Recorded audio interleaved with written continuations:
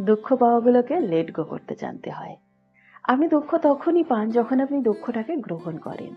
আপনার কোনো প্রিয় মানুষই আপনাকে পারে দুঃখ দিতে। যে লোকটাকে আপনি চেনেন না, জানেন না, রাস্তায় খানিকক্ষণের জন্য আপনার সাথে দেখা হয়েছে, সেক্ষেত্রে কথা কাটাকাটি হতে পারে। আপনার তারপরে মুড অফ হয়ে যেতে পারে। কিন্তু সেখানে দুঃখ পাওয়ার কিন্তু কোনো ব্যাপার থাকে না। দুঃখ বলুন, আনন্দ বলুন, সবটাই আপনি গ্রহণ করেন, আপনি ক্রিয়েট করেন। এই কথাটা যদি আমরা বুঝি আর মনকে সবসময় বোঝাই, তাহলে দেখবেন যে কোনো মানুষের থেকে আপনি কখনো দুঃখ পাবেনই না। যে মানুষটাকে আপনি গুরুত্ব দিচ্ছেন, তাকে নিয়ে ভাবছেন, সেই কিন্তু আপনাকে দুঃখ দেয়। আর যে লোকটাকে আপনি চেনেন না, জানেন না, আপনার কাছে কোনো গুরুত্ব নেই, সে কিন্তু কখনো আপনাকে দুঃখ দিতে পারে না। আমরা লেট গো করতে জানি না। কেউ দুঃখ দিতেই পারে। কেউ আপনার মনের মতো নাই হতে পারে, কেউ আপনার মনের মতো কথা না বলতে পারে, আপনার কোনো কাজ তার পছন্দ না হতে পারে, সে আপনাকে অ্যাকসেপ্ট করতে না পারে। কিন্তু দুঃখটা আপনি নেবেন কেন? কারণ আপনি তার কাছ থেকে আশা করে বসে আছেন যে সে আপনাকে অ্যাকসেপ্ট করবে, সে আপনাকে ভালো বলবে, আপনি যা চাইছেন তিনি সেভাবেই চলবে। পৃথিবীতে দুটো মানুষ কখনো একই রকম হয় না, একই ভাবনা চিন্তা হয় না। মতের অমিল হতেই পারে।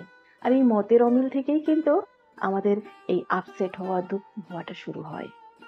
আমি ওর মতন করে শুনতে পারি, কিন্তু গ্রহণ করতে আমি নাও পারি।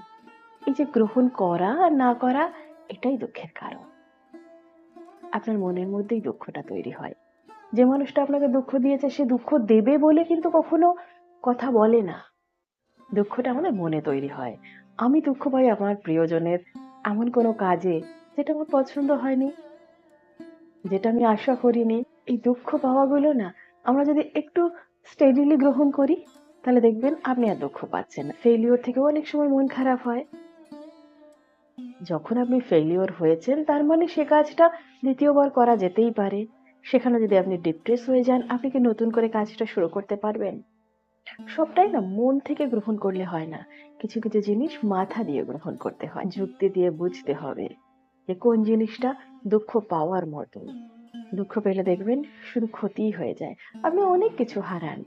সব থেকে বড় কথা, আপনি ভালো মুহূর্তগুলোকে হারিয়ে ফেলেন।